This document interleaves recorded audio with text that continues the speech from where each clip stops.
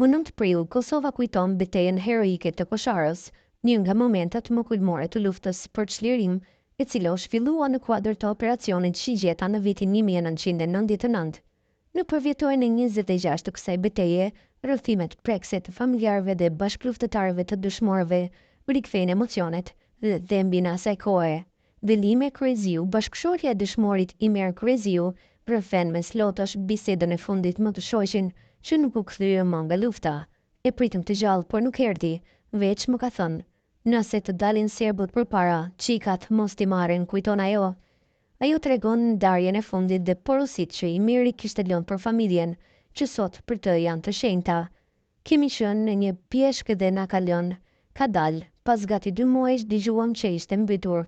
Kam qëndruar 6 javë te familja ime. Kur u ktheva në shtëpi, prita se po vjen, por nuk erdhi. Me një tu fëmijësh 12 fëmijë na la. Rrëfen ajo, duke kujtuar dhe dhimbjen, dhuratën simbolike që burri i saj i kishte lënë djalit të vogël, një plumb të shpuar për ta varur me qaf dhe disa sende personale. Edhe të tjerë familjarë bashkëluftëtarë sollën në kujtes momentet e fundit me të dashurit e tyre. Gjula Hasani, mbesa e heroit Azem Thaçi, kujton për shëndetin e fundit me axhën e saj. Kam qenë shumë e vogël dhe nuk e kujtoj që nuk do të kthehej më, edhe pse më premtoi se do të kthehet.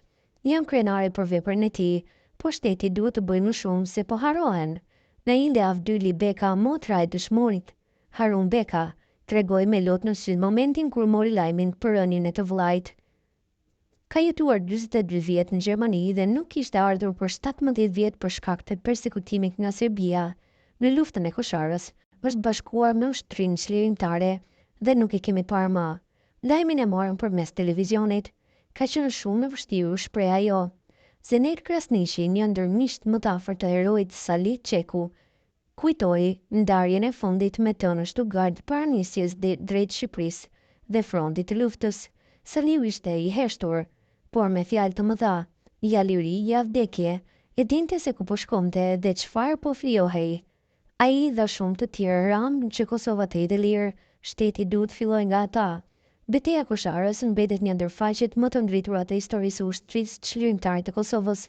Ajo theu kufirin shqiptaro kosovar dhe ndryshoi rrjedhin e luftës duke dhënë forcë përfundimitare e idealit për liri dhe pavarësi. Laftia e asaj beteje do të jetë përgjithmonë në kujtesën kombëtare.